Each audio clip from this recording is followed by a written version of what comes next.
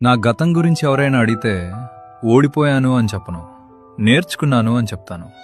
తను నాతో లేదు అన్నది ఎంత నిజమో, తను లేకపోయినా నేను బతకాలి అన్నది అంతకంటే పెద్ద నిజం.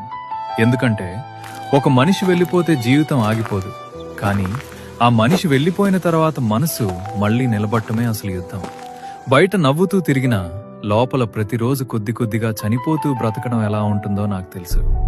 ఎవరూ చూడని చోట ఎన్నిసార్లు విరిగిపోయానో నాకు మాత్రమే తెలుసు. తను నన్ను బాధ పెట్టిందని నేను అనను. బహుశా తన మీద నేను పెట్టుకున్న ఆశలే నన్నింతలా దహించి వేస్తున్నాయి. ప్రేమే దైవమని అనుకున్నాను, కానీ అదే ప్రేమ ఒక మనిషిని ఇంతలా మార్చేస్తుందని ఊహించలేదు. రోజూ మాట్లాడిన మనిషి ఒక్కసారిగా పరాయివాడిలా మారిపోతే మాటలు కాదు, మౌనం ఎక్కువగా చంపేస్తుంది. నిన్నటి వరకు నా ప్రపంచమైన వ్యక్తి ఈరోజు నా జ్ఞాపకాల్లో మాత్రమే మిగిలిపోవటం చాలా కష్టం. తను వెళ్ళిపోయింది ఒక్క రోజులోనే, కానీ తను వదిలిన ఖాళీ మాత్రం ప్రతిరోజు నన్ను మళ్లీ మళ్లీ విరగ్గొడుతోంది. పక్కన లేని మనిషిని మర్చిపోవచ్చు, మనసులో మిగిలిపోయిన మనిషిని ఎలా మర్చిపోవాలి చెప్పండి? ఎంత మర్చిపోవాలని ప్రయత్నించినా కొన్ని జ్ఞాపకాలు మన వెంట పడతాయి. కొన్ని పాటలు వింటే తను గుర్తొస్తుంది, కొన్ని ప్రదేశాలు చూస్తే తను గుర్తొస్తుంది, కొన్ని రాత్రులు వస్తే తను ఇంకా నాతోనే ఉన్నట్టు అనిపిస్తుంది, కొన్ని కలల్లో తను తిరిగి వచ్చేస్తుంది. లేచిన వెంటనే మనిజం మళ్లీ గుండెను పగలగొడుతుంది. ఎన్నిసార్లు ఇంకా గుర్తు చేసుకోను అనుకున్న ఒక్క జ్ఞాపకం చాలు మళ్లీ కలలో నీళ్లు తెప్పించడానికి. కానీ నిజం ఒక్కటే, తను లేదు. ఒక్క విషయం గుర్తుపెట్టుకోండి, ఎవరికైనా మీ జీవితంలో అతిగా ప్రాధాన్యత ఇవ్వకండి.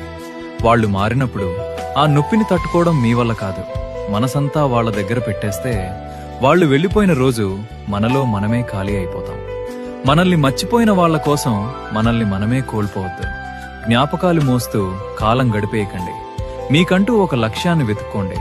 మన విలువ తెలియని వాళ్ల కోసం మన జీవితం ఆపేయడం చాలా పెద్ద తప్పు.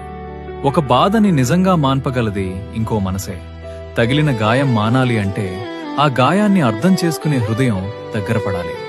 అలా అని నాకు అమ్మాయి కావాలి అని నేను అనుకోవటం లేదు, కానీ నా మౌనాన్ని కూడా అర్థం చేసుకునే ఒక మంచి మనసు ఎప్పుడో ఒక రోజు నా జీవితంలోకి వస్తుందని నమ్ముతున్నాను.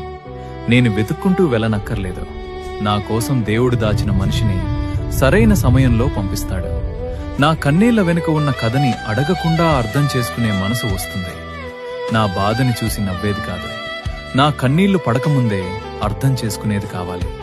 నా గతాన్ని అడిగి తీర్పు చెప్పేది కాదు, నా గాయాలను చూసి నన్ను ఇంకా గట్టిగా పట్టుకునేది కావాలి. నా మనసు ఎంత ముక్కలైందో తెలుసుకుని కూడా నన్ను విడిచిపెట్టకుండా నిలబడేది కావాలి. నేను మాట్లాడకపోయినా నా నిశ్శబ్దాన్ని వినగల మనసు కావాలి. ఒకరోజు వస్తుంది, ఈ రోజు నన్ను ఏడిపిస్తున్న జ్ఞాపకాలు కూడా నన్ను తాకలేని రోజు వస్తుంది.